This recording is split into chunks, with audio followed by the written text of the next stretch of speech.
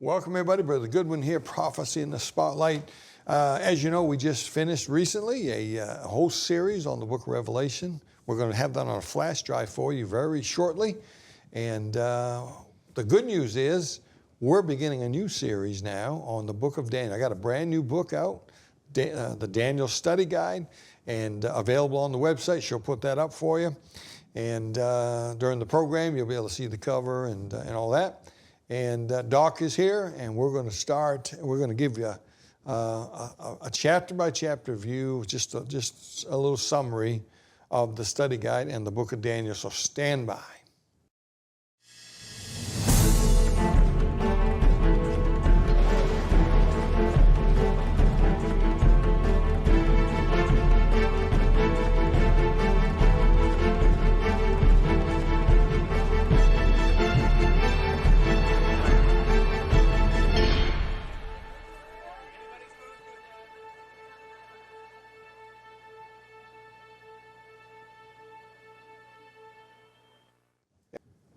All right, good to have everybody here today. Doc is here and raring to go on the book of Daniel. He seems more excited about it than I am, and I did the study guide.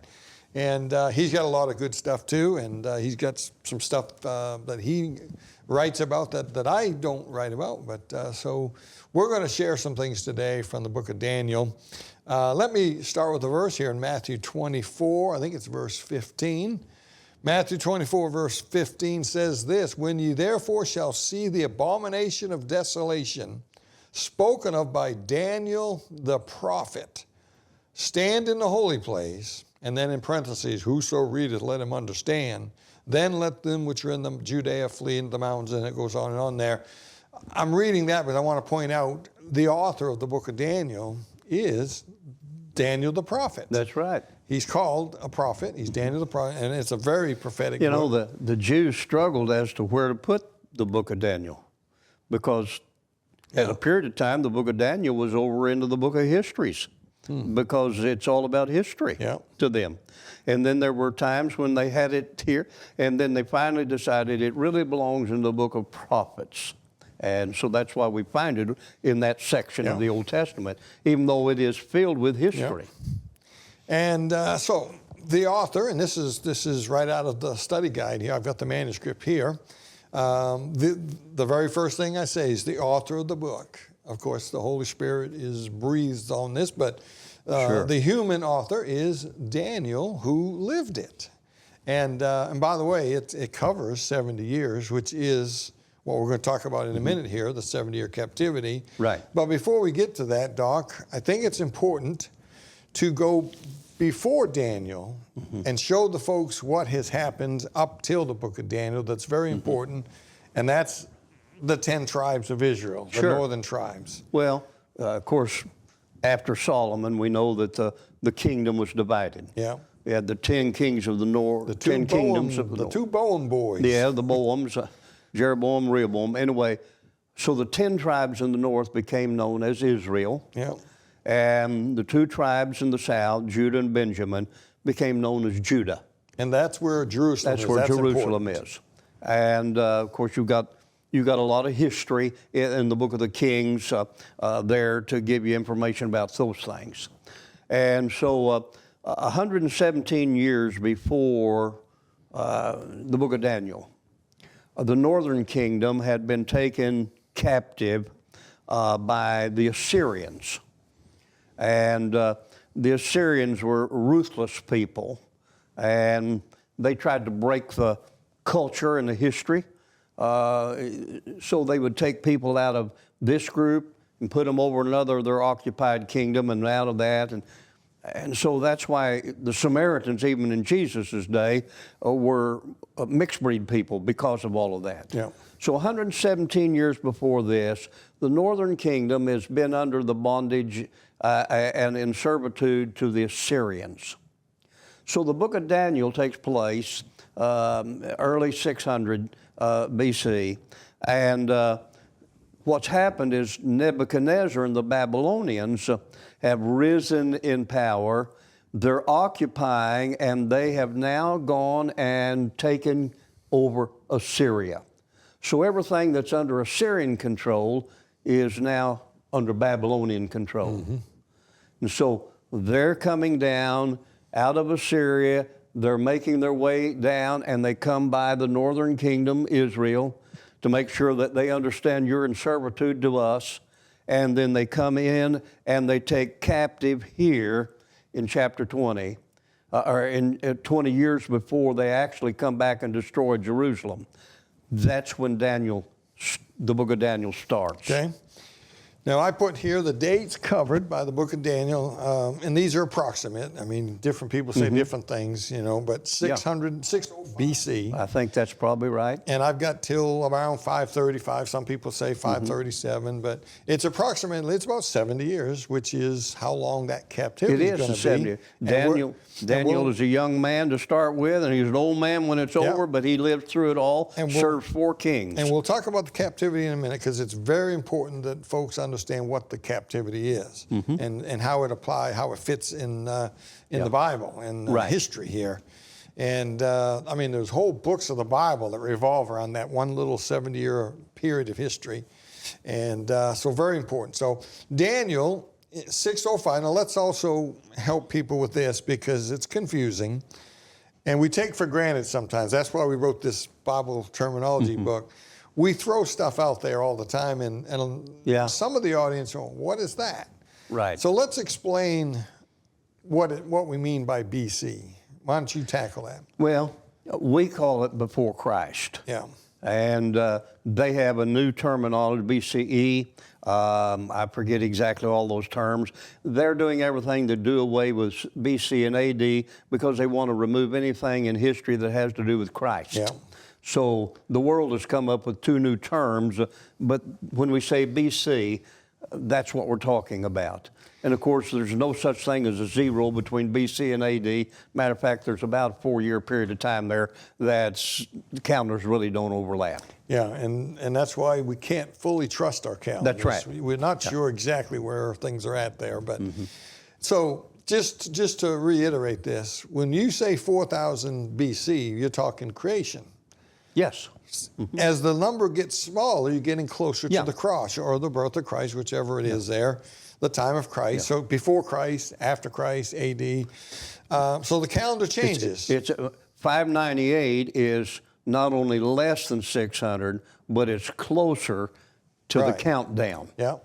It's a countdown to the... So 50 BC would be 50 years before Christ comes on the scene. And so I know most of you are saying, well, we understand this, but not everybody does. So, no. And it is confusing. Yeah, it is, because when you're trying to count on a calendar, we think of counting it up, but you've got to look at it when it counts down. It can get confusing. So 4,000 counts down to 0, and then 0 counts up to 2024, which isn't really correct, but because they started that calendar very doubtful at his death, or at his birth instead of his death, and it's supposed to, so there's another 30-some years there. All right, so book of Daniel. Daniel the prophet, and I quoted Matthew 24:15 just to prove that. He's the author of this book. We don't know a whole lot about Daniel other than what the Bible does say about him being a prophet. I didn't find any genealogy of his parents. Not a whole lot said there, other than we know he's of the king's seed. Yeah. And that means that somewhere down the line, he is a descendant of King David. Yeah. But he's not the only one. There are 3 other Hebrew boys. Yeah. And they're also of the king's seed. Yeah. Okay. Everybody says, well, I wonder if they knew each other. Well, I'm sure they did, because if you're a king's seed, it might be a 10th generation, but you're still a cousin. Yeah. All right. And of course, it's believed that he's 17. You got any idea how people have come up with that? Well, I've heard that all my life. I don't know.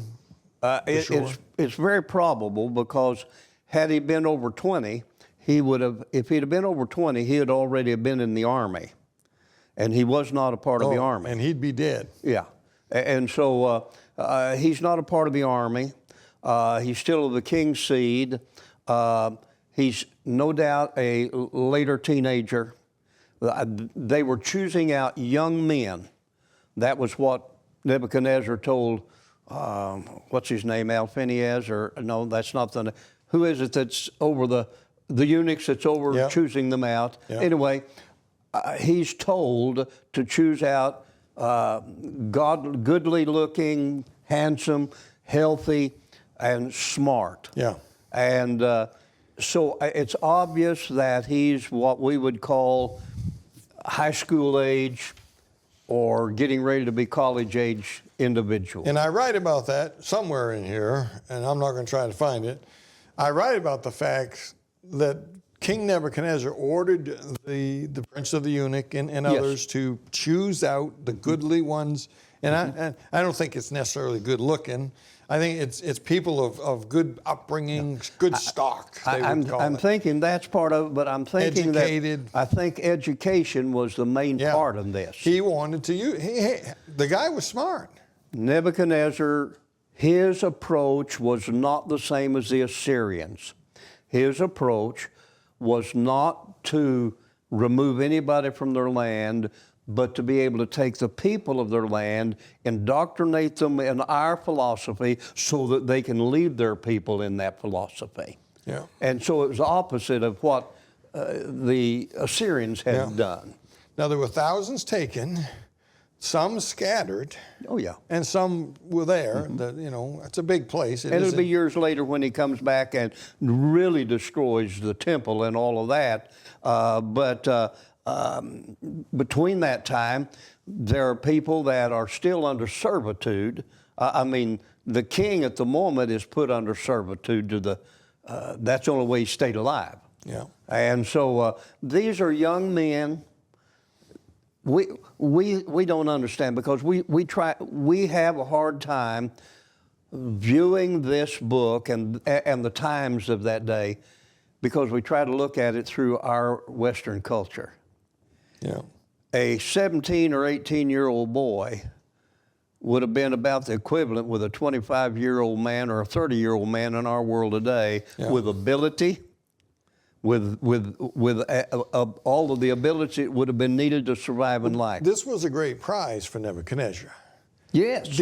Most of the world didn't read and didn't have good character, didn't have etiquette and cleanliness. And these are Jews. These are Hebrew people. They had their language. They had their scribes.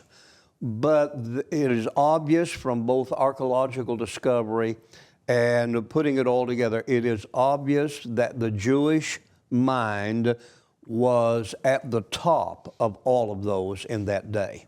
Yeah. And so he recognized that. I mean, he's planning to take over the Assyrian Empire, and he's already studied these things. He's already, if you had time to go back into the book of Kings, he's already sent emissaries there, and they've already exposed themselves of what they have. And Jeremiah said, boy, you made a mistake in doing that. And so he already understands it. These guys can be used in my administration, but I've got to have the quality that I can indoctrinate and use. Now, I think the reason he wanted young men is he's more apt to be able to sway that young person over to his belief system and get him to be a good citizen. And it's pretty obvious that they were not the only four. There had to have been others. Yeah, there were hundreds. But we don't know where Daniel was when you get to the chapter, the fiery furnace. We don't know where Daniel was, but we know that those three men stood and didn't participate in what we'll discuss when we get to that. But there were others, so it's obvious that there may have been some of that king's seed that succumbed to all of that. Yeah. But these three didn't, and Daniel, all four of them. And we'll get to the 70 weeks here, but or the 70-year captivity. But well, we've already mentioned several things. There's so much in the book of Daniel. You got the fiery furnace. You got the statue of the dream of Nebuchadnezzar. You got the Daniel's dream of that same story, only it's wild beasts. Yeah. You got Daniel and the lion's den. These are famous Bible stories. And we'll be showing you some slides throughout the series that we'll be doing. I'll show you an actual slide of the actual fiery furnace rooms. Doc has actual pictures because he was there when it happened. No, I wasn't there, but because of my association with our museum, I know the head archaeologist that verified the finds there. Yeah. And we'll show that picture, but we'll also look at how the book of Daniel is not put in chronological order, chapter-wise in time. Some of the chapters, we read it and you think, well, this is then the next and that's and that. But there are 2 chapters that actually belong over the top of 2 other chapters before it. Yeah. And so these are things that you need to understand a little bit. When preachers call me and say, I'm getting ready to teach the book of Daniel, I tell them the first thing you need to do, you need to understand the chapters are not in sequential order. So let's tackle the 7-year captivity. And I want to make this clear. Here's some confusion. And I even said it wrong a minute ago. The 70th week and the 7-year captivity are not the same thing at all. Oh, no. But you can see why this book was important to explain terminology. Yeah. No. I can see somebody that's not deep into this stuff getting confused about the 70th week and the 7-year captivity. Well, the number 70 is a very unique number, but that'd be for another study. But this is in reference to 70 years of captivity that's going to begin. And we're given in chapter 1, we're given dates of kings so that we can know exactly when this thing starts. And I share some things in here about who the last king of Israel is when this happened. He's not the last king, no, but he's the last king up until the captivity. Yep. And not a very good guy. Nope, but, not a very good king at all. And anyway, I share about him, and he's taken captive. And he's not killed, and he loses his power, but he's not killed. He was just in servitude, and that's not an uncommon thing for the way the Babylonians did. Yeah, and so we show that he's taken captive. This is 605 BC, right in Daniel chapter 1. This all begins the captivity, and they take the young men, begin taking them to Babylon. They're going to train them. They're going to feed them certain foods. They're going to try to make them healthy. They want to make them useful to the kingdom of Babylon. That's smart. I mean, the King Nebuchadnezzar whole was smart idea in was that to be able, if I can take somebody from your family and I can get them convinced of me, then I can have them to control your family. This is the idea of it. And Daniel's going to excel greatly. Oh, he doesn't. Nobody knows. Daniel doesn't know at this time. He's just a young man. The king doesn't know. Now, by the end of 3 years, the king realizes, wait a minute, this young man is something special. Yeah. And they're granted special things after that period. Yeah. And, of course, Daniel's going to interpret some dreams for the king. And he's going to interpret some handwritings on the walls and other things. And Daniel is going to, throughout all, he's actually going to serve 4 different kings. Can you imagine Belshazzar brings Daniel in? What's it say? Yeah. It's in Hebrew. What's it say? Can you imagine you're reading that in your mind? Do I want to tell this guy what that says? He's going to kill me. Yeah. You know, thou art weighed in the balances and are found wanting. Well, he probably wasn't too fearful, because at that time Daniel would be considered third in kingdom. Yeah. And so his father, Belshazzar's father, Nebuchadnezzar, is the one who made Daniel that position. But it would have been an interesting thing to have While been. he's reading it, I think they're coming through the sewers, and they came in and invaded the city, took the city. Yep. They're slipping into town at the moment. So Daniel lives into the next world kingdom, Persia, the Medes and the Persians. Daniel, and we're getting ahead of ourselves. He served under these 2 kings and these other 2. It's amazing. And that's part of the 7-year captivity. But before we get into that, let's help people understand why the 70-year. Okay. You see, God gave the law to the Jews. And there are a lot of things about the laws that is applicable to everybody. But the actual law was given to the Jews, and the purpose for the law was many-faceted. First of all, it was going to be a picture and type of redemption that was coming. But the law itself was, if you abide with this, and you do, and in the wilderness, they said to Moses, when Moses said, this is what God wants. And the people said, this is what we'll do. And God said through Moses, you do what I asked you to do, I'll do what I promised to do. And so the law was, if they kept it, they would have the rights to live at peace in the land. Yeah. But they did not keep it. And they had not taken the years of Shemitah. They had not laid the land aside. The sabbatical cycle. The sabbatical cycle. For 490 years they didn't. They owed God 70 years. Yep. And so because they did not keep their commitment, God wasn't bound to let them stay in the land. Yep. But God had a purpose through Israel in the future to have a body prepared for Jesus to do redemption. So in order to do that, he places them here in captivity for 7 years. 70, yeah. Hopefully for them to learn their lesson. But they never learned their lesson. Yeah. They haven't learned it yet today. Yeah. And they won't till the end of the tribulation, but anyway. Okay. That's why they're going into captivity, because they had violated their commitment to God, and they no longer had right to stay there. And it's interesting, Doc. It's in Daniel. I forget where it is. We'll get to it later. But Daniel is reading in books. He's older now. He's in his late 80s. He's probably. reading Jeremiah. And he reads that the captivity is going to last 70 years. Yep. And I think I joke about it. I picture him jumping up. Honey, where's the calendar? Where's my calendar?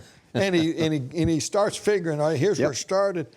Hey, we're there. It's over. Yep. And that's pretty kind of humorous. Well, I'm convinced that when he got to that point, that's about how he felt. And that's where Ezra's going to begin. Mm-hmm. And that's at the same time Darius is the king. Yeah. That's the same time that the book of Esther is going to be.